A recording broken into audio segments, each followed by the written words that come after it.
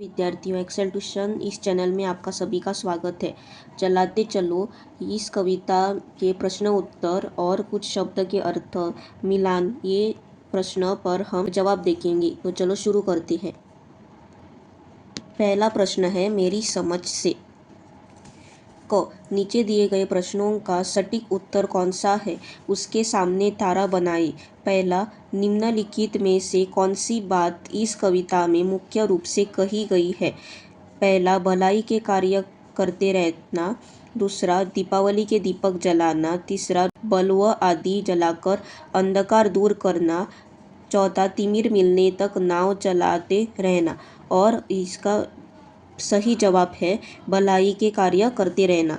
दूसरा प्रश्न, जला दीप पहला तुम्ही ने तिमिर की चुनौती प्रथम बार स्वीकार की थी।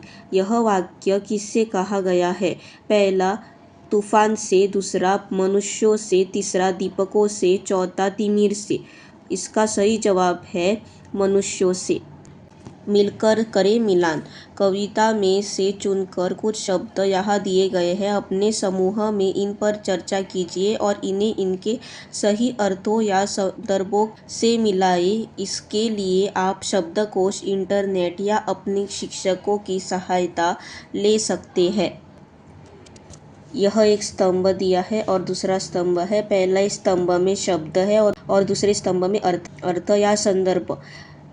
पहला, अमावास। इसका अर्थ है अमावस्या, जिस रात आकाश में चंद्रमा दिखाई नहीं देता। दूसरा, पूर्णिमा। इसका जवाब है पूर्णमासी, वह तिथि जिस रात चंद्रमा पूरा दिखाई देता है। तीसरा शब्द, विद्युतीय। इसका अर्थ है कि विद्युतीय अर्थात बिजली से जलने वाले दीपक, बल्ब आदि उपकरण। चौथा, युग। मतलब समय, काल, युग संख्या में 4 माने गए हैं। सतयुग, सतयुग, त्रेता युग, द्वापर युग और कलयुग। मिलान। स्तंभ 1 और स्तंभ 2 में कुछ पंक्तियां दी गई है। मिलते जुलते भाव वाली पंक्तियों को रेखा खींचकर जोड़िए। स्तंभ 1, स्तंभ 2। पहला, कभी तो तिमिर का किनारा मिलेगा। जवाब, विश्व की समस्याओं में एक न एक दिन छुटकारा अवश्य मिलेगा। दूसरा, जलाते चलो ये दिए स्नेह भर भर। इसका मिलान, दूसरों के सुख चैन के लिए प्रयास करते रहिए। तीसरा, मगर विश्वास पर आज क्यों दिवस ही में घिरी आ रही है अमावस निशासी। इसका जवाब, विश्व में सुख शांति क्यों कम होती जा रही है। चौथा, बिना स्नेह विद्युत दिए जल रहे जो बुझाओ इन्हें यो न पथ मिल सकेगा। इसका मिलान, विश्व की भलाई का ध्यान रखे, बिना प्रगति करने से कोई लाभ नहीं होगा। शब्दों के रूप की जिससे अमावस बने पूर्णिमासी। अमावस का अर्थ है अमावस्या। इन दोनों शब्दों का अर्थ तो समान है, लेकिन इनके लिखने बोलने में थोड़ा सा अंतर है। ऐसे ही कुछ शब्द नीचे दिए गए हैं। इनसे मिलते जुलते दूसरे शब्द कविता से खोजकर लिखिए। ऐसे ही कुछ अन्य शब्द आपस में चर्चा करके खींचिए और लिखिए। पहला, दिया दीप। दूसरा, उजेला उजाला। तीसरा, अनगिन अनगिनत। चौथा, धरा धरती। पांचवा, दिवस दिन। छठा, अंधेरा अंधकार। अर्थ की बात। कविता में प्रत्येक शब्द का अपना अपना विशेष महत्व होता है। यदि वे शब्द बदल दिए जाए तो कविता का अर्थ भी बदल सकता है और उसकी सुंदरता में भी अंतर आ सकता है। नीचे कुछ पंक्तियां दी गई है। पंक्तियों के सामने लगभग समान अर्थों वाले कुछ शब्द दिए गए हैं। आप उनमें से वह शब्द चुनिए जो उस पंक्ति में सबसे उपयुक्त रहेगा। पहला, बहाते चलो डैश तुम वह निरंतर। नया, नाव नौका। बहाते चलो नाव तुम वह निरंतर। कभी तो तिमिर का डैश मिलेगा। तट, तीर, किनारा। किनारा मिलेगा। दूसरा, रहेगा डैश पर दिया एक भी यदि। धरा, धरती, भूमि। इसका जवाब है धरा। कभी तो निशा को सवेरा मिलेगा। तीसरा, जला दी पहला तुम्ही ने डैश की ब्रैकेट में अंधकार तिमिर अंधेरे तिमिर चुनौती डैश बार स्वीकार की थी प्रथम अव्वल पहली प्रथम बार स्वीकार की थी। ख कविता में से चुनकर कुछ शब्द नीचे दिए गए हैं, अपने समूह में मिलकर इन पर चर्चा कीजिए और इन्हें उपयुक्त स्थान पर लिखिए। दिए, अंधेरा, समवास, पूर्णिमा, दिवस, तिमिर, नाव, किनारा, शिला, ज्योति, उजेला, तूफान, लौ, स्वर्ण, जलना, बुझना। सवेरा, इसमें दिया, अंधेरा, अमावास, किनारा, लौ, ज्योति, उजेला, पूर्णिमा, ये सवेरे में। और निशा में दिवस, तिमिर, नाव, बुझना, शिला, तूफान, स्वर्ण, जलना। बच्चों, अगर आपको एक्सेल ट्यूशन गोवा बोर्ड यह चैनल अच्छा लगा हो, इसका कंटेंट अच्छा लगा हो, तो अपने फ्रेंड्स को ज़रूर शेयर कीजिए। Like, share and subscribe for more such videos. Excel tuition Goa board इस चैनल में मैं सब सब्जेक्ट के वीडियोस अपलोड करती हूँ। अगर आपको और किसी सब्जेक्ट का भी वीडियो चाहिए तो आप कमेंट सेक्शन में मुझे इन्फॉर्म कीजिए, मैं वीडियो बनाऊंगी और I will help you out. Kindly like, share and subscribe for more such videos. अब देखते हैं जलाते चलो इस पोएम के कुछ एडिशनल क्वेश्चंस। सवाल पहला, कवि हमें क्या करने की प्रेरणा देते हैं? जवाब, कवि हमें अंधेरे को दूर करने के लिए अपने भीतर का प्रकाश जलाए रखने की प्रेरणा देते हैं। सवाल दूसरा, कविता में दीपक किसका प्रतीक है? जवाब, कविता में दीपक ज्ञान, साहस और आशा का प्रतीक है। सवाल तीसरा, कवि अंधेरे से क्या तात्पर्य लेता है? जवाब, कवि के अनुसार अंधेरा अज्ञान, डर और निराशा का प्रतीक है। सवाल चौथा, हमें निराशा के समय क्या करना चाहिए?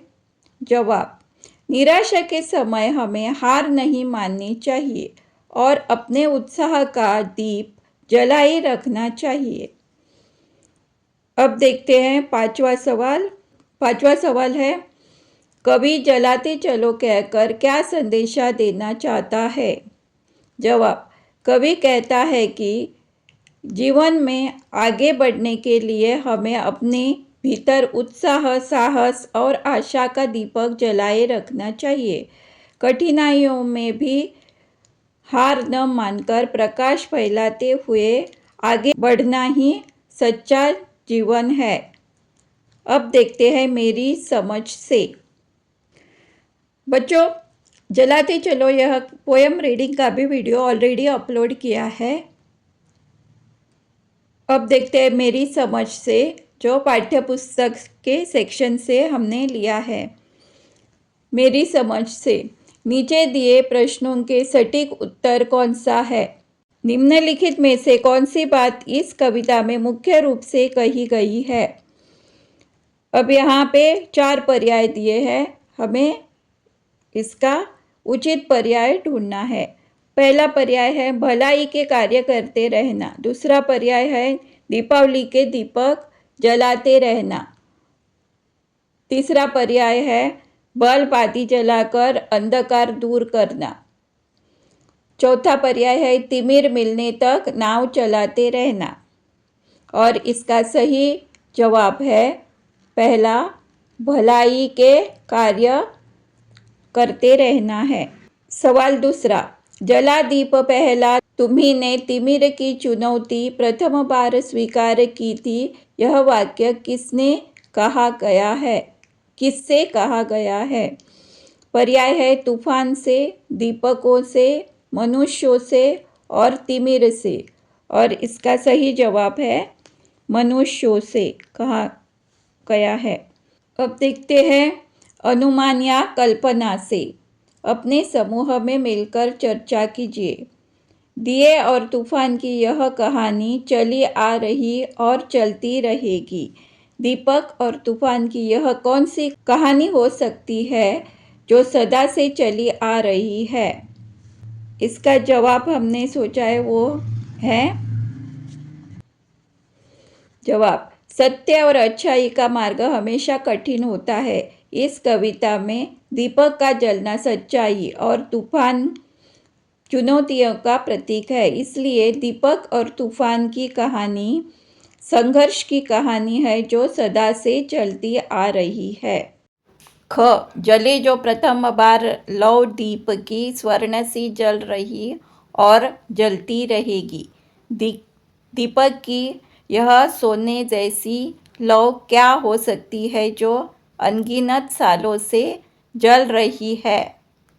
इस प्रश्न का जवाब है, इस पंक्तियों द्वारा कवि यह कहता है कि सत्य की ज्योति हमेशा सोने की तरह चमकती रहेगी, चाहे कितनी भी मुश्किलें क्यों न आए। अब देखते हैं तिथि पत्र। आपने तिथि पत्र यानी कैलेंडर अवश्य देखा होगा। उसमें साल के सभी महीनों की तिथियों की जानकारी दी जाती है। नीचे तिथि पत्र के एक महीने का पृष्ठ दिया गया है। इसे ध्यान से देखिए और प्रश्नों के उत्तर दीजिए। क दिए गए महीने में कुल कितने दिन हैं? इसका उत्तर है दिए गए महीने में कुल 31 दिन है। ख पूर्णिमा और अमावस्या किस दिनांक और वार को पड़ रही है? पूर्णिमा और अमावस्या 6 तारीख और 21 तारीख को पड़ रही है। ग कृष्ण पक्ष की सप्तमी और शुक्ल पक्ष की सप्तमी में कितने दिनों का अंतर है? इसका जवाब है कृष्ण पक्ष की सप्तमी और शुक्ल पक्ष की सप्तमी में 14 दिन का अंतर है। घ इस महीने में कृष्ण पक्ष में कुल कितने दिन है? इस महीने में कृष्ण पक्ष में कुल 15 दिन है। वसंत पंचमी की तिथि बताइए। 26 तारीख को बसंत पंचमी है। आज की पहली समय साक्षी है कि जलते हुए दीप अनगिन तुम्हारे पवन ने बुझाए। पवन शब्द का अर्थ है हवा। नीचे एक अक्षर डाल दिया गया है। इसमें पवन के लिए उपयोग किए जाने वाले अलग अलग नाम या शब्द छिपे हैं। आपको उन्हें खोजकर उन पर घेरा बनाना है, जैसा एक हमने पहले से ही बना दिया है। देखते हैं आप कितने सही नाम या शब्द खोज पाते हैं।